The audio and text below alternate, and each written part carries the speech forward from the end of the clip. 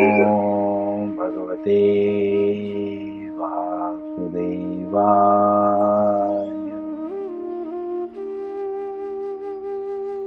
ओम नमो भगवते वासुदेवाय।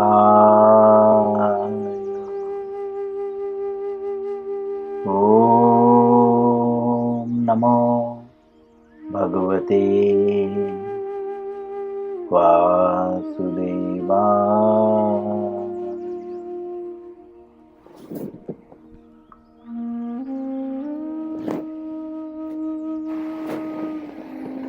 श्रीमद्भगवद गीता यथारूप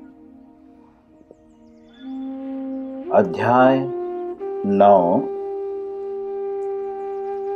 अध्याय का नाम है परम गुह्य ज्ञान। श्लोक संख्या 31।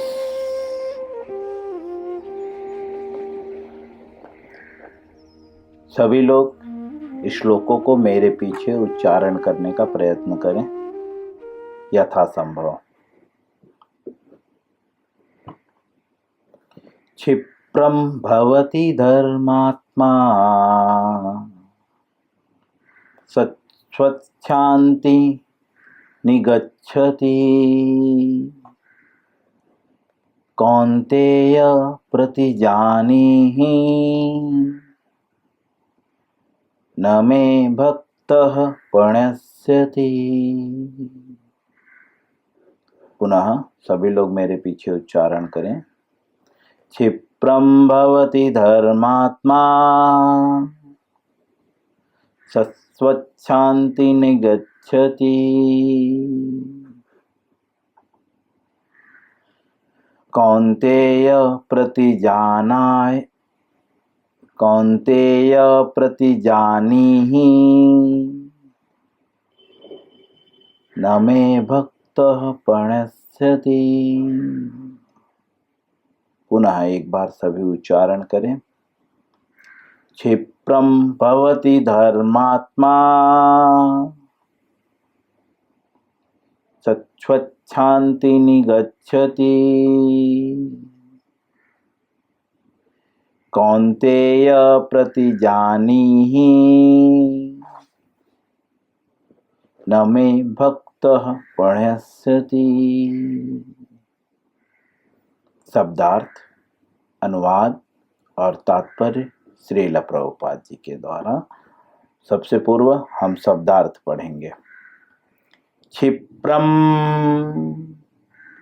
अर्थात शीघ्र, भवती अर्थात बन जाता है, धर्म आत्मा अर्थात धर्म परायण, शाश्वत शांतिम अर्थात अस्थाई शांति को, निगच्छति अर्थात प्राप्त करता है, कौन्तेय अर्थात हे कुंती पुत्र, प्रतिजानीहि अर्थात घोषित कर दो, न अर्थात कभी नहीं, मैं अर्थात मेरा, भक्तः अर्थात भक्त, प्रणश्यति अर्थात नष्ट होता है। चलिए एक बार हम शब्दार्थ को उल्टा पढ़ते हैं। कभी कभी उल्टा पढ़ने से ज़्यादा क्लियरेंस मिलता है। यहाँ पे भगवान स्पष्ट रूप से घोषणा कर रहे हैं। यह एक्चुअली घोषणा है।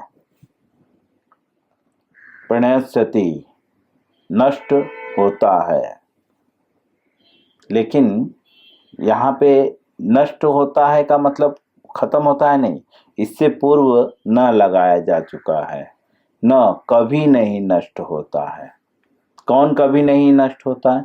बोलते हैं मैं भक्त, मेरा भक्त। मेरा अर्थात यह भगवत गीता कौन संबोधित कर रहे हैं? कृष्ण संबोधित कर रहे हैं। अर्थात कृष्ण का भक्त कभी नष्ट नहीं होता।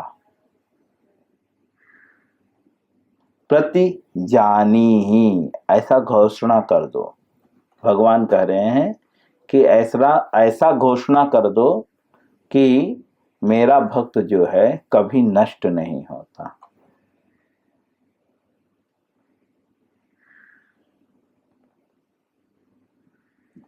नष्ट होने में, किसी भी चीजों को नष्ट होने में बहुत प्रक्रिया होती है ना।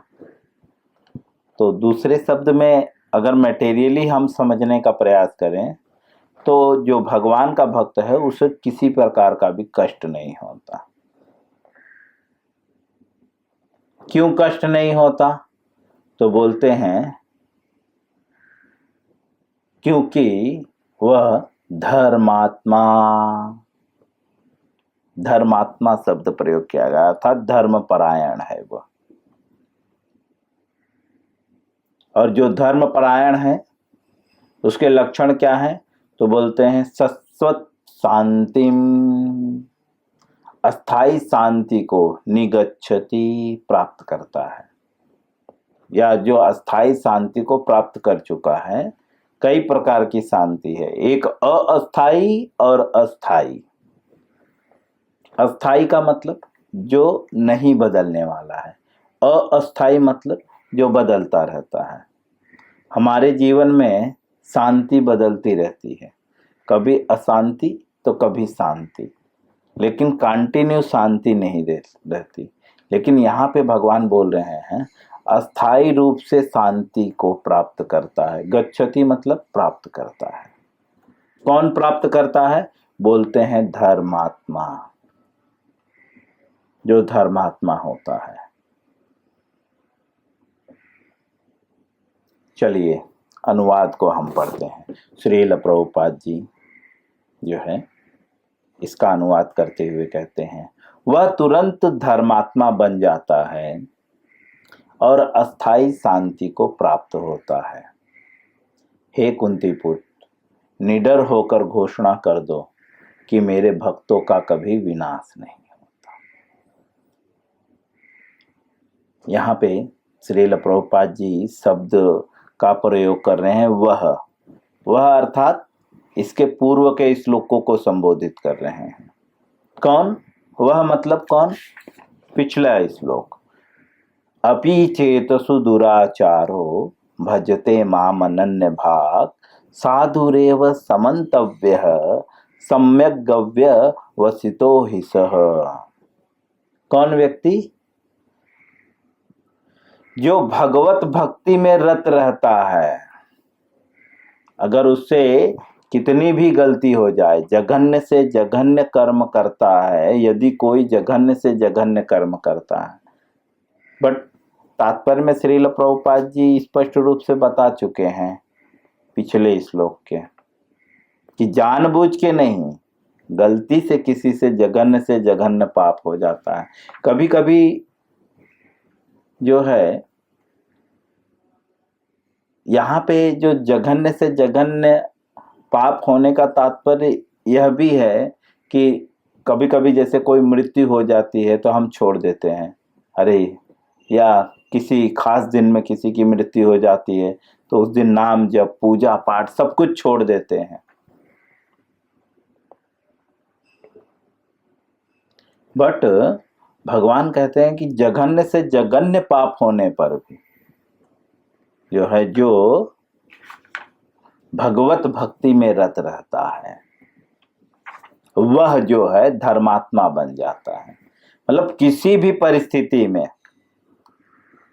कभी कभी हमसे कोई पाप हो जाता है, अपराध हो जाता है तो हम माला जप छोड़ देते हैं, उस दिन जप ही नहीं करते हैं। लेकिन यहाँ पे भगवान वही बताना चाहते हैं, प्रभुपाद जी वही संबोधित कर रहे हैं। वह कौन? जो जघन्य से जघन्य पाप होने पर भी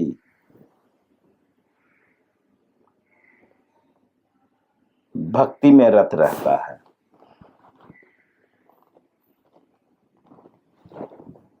जब भी कृष्ण भावनामृत का श्रील प्रभुपाद जी प्रचार करना प्रारंभ किए तो रसिया की एक घटना है। रसिया में एक बहुत मिलिट्री में बहुत ऊंचे पद पे जो है एक भक्त, मतलब भक्त तो नहीं था लेकिन भक्त बन गया प्रभुपाद जी के प्रचार के द्वारा। तो अब वहां के गवर्नमेंट के हिसाब से तो उस समय में भक्त बनना मतलब बहुत जघन्य अपराध था, तो भी वह भक्ति नहीं छोड़ा किसी भी कंडीशन में। उसको बहुत टॉर्चर किया गया, एक बुक्स भी उसके ऊपर लिखी गई है।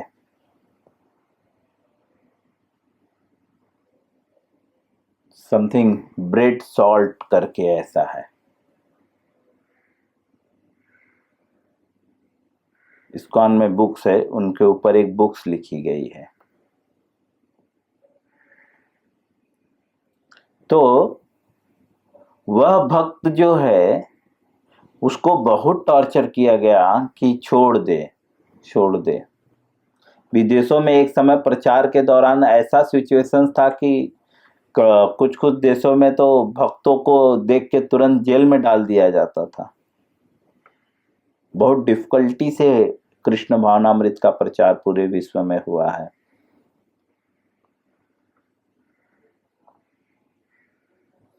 तो ऐसे व्यक्ति को धर्मात्मा कहते हैं।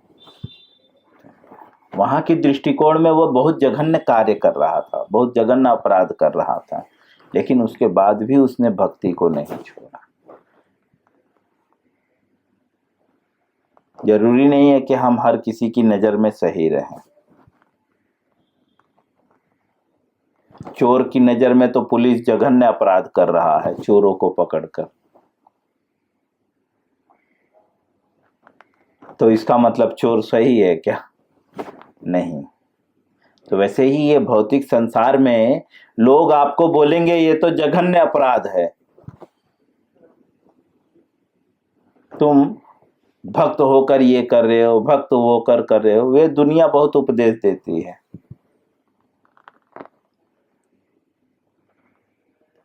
अपने घर को नहीं देखती है,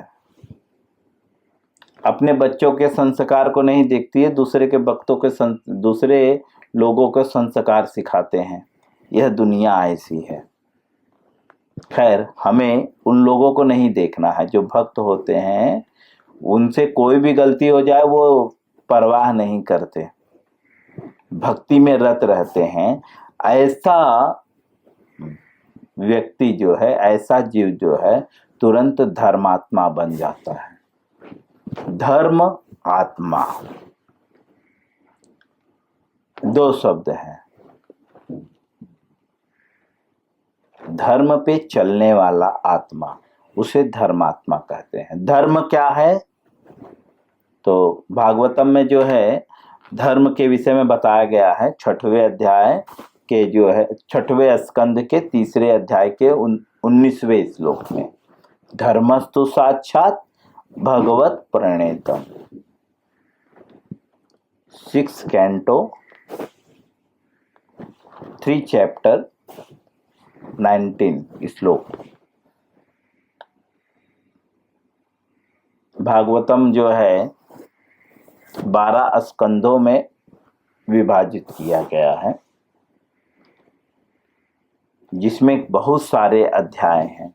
हर स्कंद में कई अध्याय हैं। तो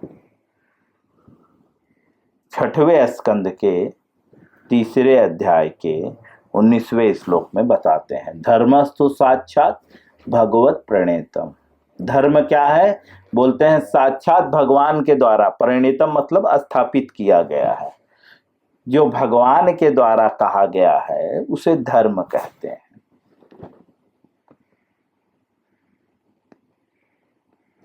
भगवत गीता के 3rd चैप्टर में 15वें श्लोक में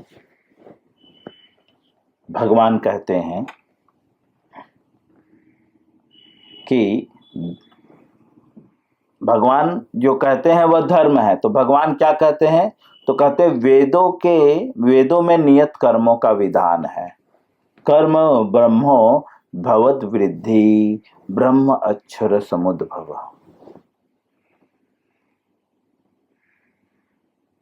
वेदों में जो है नियम बताए गए हैं, भगवान वेदों को कहते हैं, अर्थात वेदों में जो बताया गया है वह धर्म है। और ये वेद क्या है? बोलते हैं पर ब्रह्म से प्रकट हुआ है, साक्षात पर ब्रह्म से प्रकट हुआ है। अर्थात भगवान जो कहते हैं वह धर्म है। और धर्म परायण मतलब जो भगवान कहते हैं, जो जीवात्मा भगवान जो कहते हैं उसके पद चिन्हों पे चलता है तो उसे जो है धर्मात्मा कहते हैं। अपने मन से नहीं चलता, हम पहले ही पढ़ चुके हैं। जो आध्यात्मिक चेतना में लीन व्यक्ति है उसके लक्षण क्या है? तो वह मनोधर्म से उत्पन्न होने वाली किसी भी प्रकार की कामनाओं का जो है, मतलब दूसरे शब्द में सभी प्रकार की कामनाओं का परित्याग कर देता है। अर्थात वो मन के आधार पे नहीं चलता, वो किसके आधार पे चलता है? भगवान जो कहते हैं उसके आधार पे चलता है। और भगवान जो कहते हैं उसे भागवत में धर्म कहा गया है।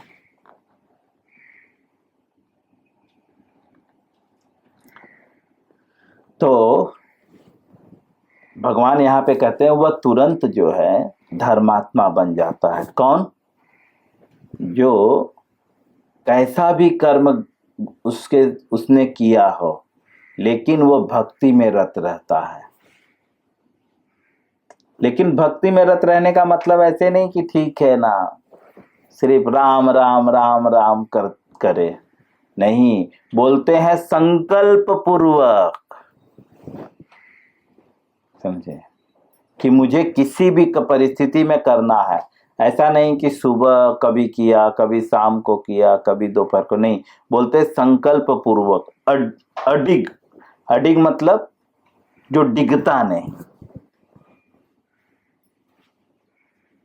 मुझे 6 बजे जब करना है तो मुझे 6 बजे जब करना ही है, चाहे मैं मरता ही क्यों ना रहूं। ऐसे संकल्प को अडिग कहते हैं।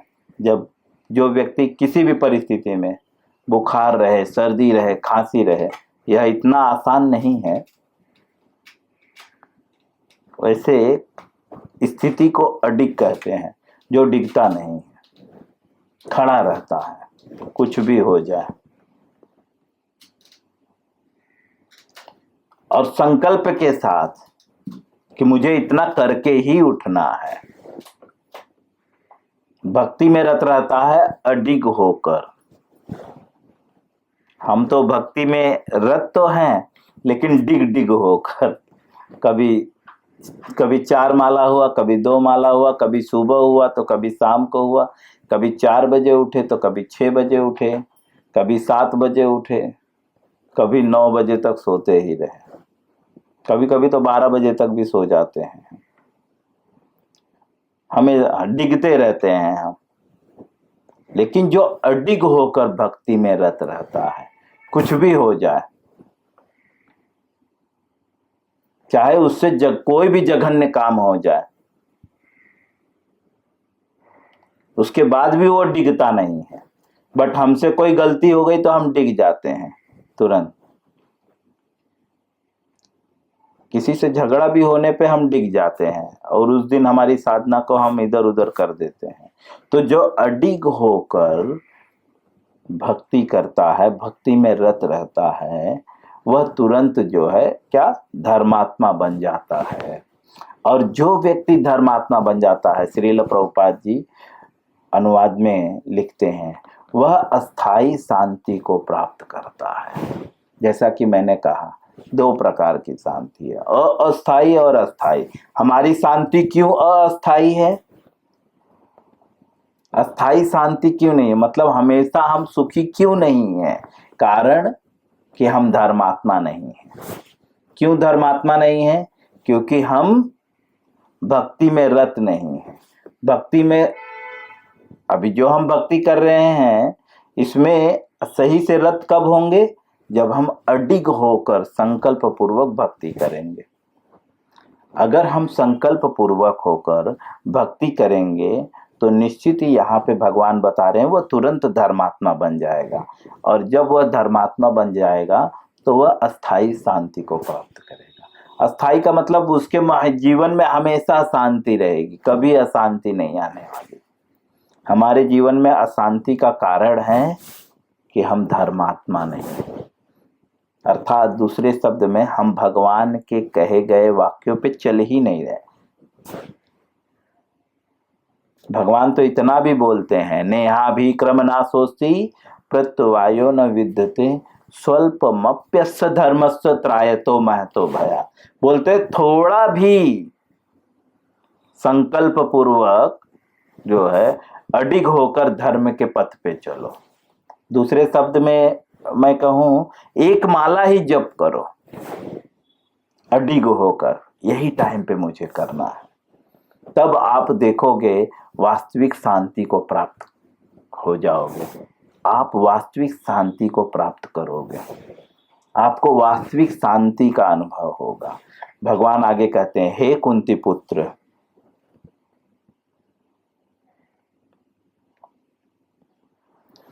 निडर होकर घोषणा कर दो, डरो मत। डर ऐसा क्यों बोल रहे हैं निडर होकर? कि मतलब कंफ्यूजन में मत रहना कि पता नहीं ये सही है या गलत है, सही है क्या। बोलते निडर होकर घोषणा कर दो। घोषणा मतलब अलाउंस, इंग्लिश में उसे अलाउंस बोलते हैं, या पूरे समाज को बता दो।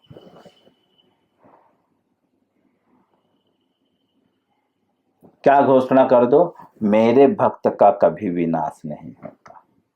भक्त का शब्द का भी अर्थ है ना, भगवत गीता के जो है 2nd चैप्टर में है ना, अंतिम श्लोक में जो है प्रभुपाद जी जो है 3rd चैप्टर, 1 मिनट,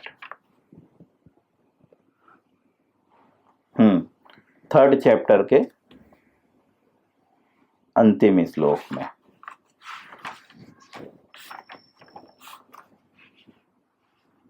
सॉरी थोड़ा सा कंफ्यूजन हो गया। Hare Krishna. 6th chapter, okay sorry, 6th chapter के अंतिम श्लोक में 47 श्लोक के तात्पर्य में, अंतिम श्लोक जो है 47 नंबर है, उसके तात्पर्य में गोपाल तापनी उपनिषद का श्लोक कोड करते हैं। गोपाल तापनी उपनिषद 1st चैप्टर 5 श्लोक। भक्ति का अर्थ क्या है? व्यक्तिगत लाभ की आकांक्षाओं से रहित जो है, किसी भी प्रकार की भौतिक कामनाएं नहीं होनी चाहिए। व्यक्तिगत लाभ की आकांक्षाओं से रहित होकर भगवान की सेवा करना, चाहे इस जीवन में या अगले जीवन में। जो भक्ति करता है उसे भक्त कहते हैं, जैसे जो प्रेम करता है उसे प्रेमी कहते हैं, जो काम करता है उसे कामी कहते हैं, जो सेवा करता है उसे सेवक कहते हैं। उसी प्रकार से जो भक्ति करता है उसे भक्त कहते हैं। लेकिन भक्ति का तात्पर्य क्या है?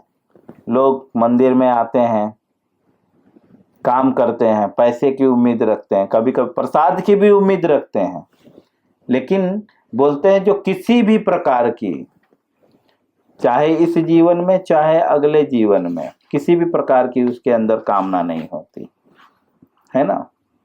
इस जीवन में कोई भी भौतिक लाभ की इच्छा नहीं होती। भौतिक मतलब जो यह शरीर से संबंधित है, शरीर को भौतिक कहते हैं। तो इस शरीर के लाभ के लिए उसकी जो है कोई भी इच्छा नहीं होती, इससे रहित होता है, इस शरीर के लाभ से रहित होता है और भगवान की सेवा करता है। कैसे सेवा करता है? प्रेम पूर्वक, मजबूरी में नहीं, प्रेम पूर्वक जो सेवा करता है वह भक्त है। ऐसे व्यक्ति को भक्त कहते हैं। हम तो मजबूरी में कर रहे हैं, एक माला जब भी मजबूरी में कर रहे हैं। प्रभु जी ने बोला है, सुबह उठ रहे हैं मजबूरी में उठ रहे हैं। लेकिन जो प्रेम पूर्वक, मतलब निज इच्छा हो, कोई कंडीशन नहीं, निज इच्छा हो। प्रेम में निज इच्छा होता है, प्रेम में जिसमें उसे आनंद मिलता हो। तो कहते हैं कि घोषणा कर दो, निडर होकर घोषणा कर दो, मेरे भक्तों का कभी विनाश नहीं होता। लेकिन भक्त कौन है? जो शांति को प्राप्त करता है। शांति को कौन प्राप्त करता है? जो धर्मात्मा होता है। धर्मात्मा कौन होता है? जो किसी भी परिस्थिति में अडिग होकर भक्ति करता है। चाहे उसे पुलिस वाला जेल ले जाए तो जेल में भक्ति करेगा। वो बोलेगा भाई तू जेल ले जा, कुछ भी ले जा, वो तू लेकर जाते रह, भाई मेरा माला दे दे, मुझे जप करना है। कोई मर गया तो भी माला जप, जो भी साधना है, भक्ति की जो 9 विधियां हैं उसका पालन करता है।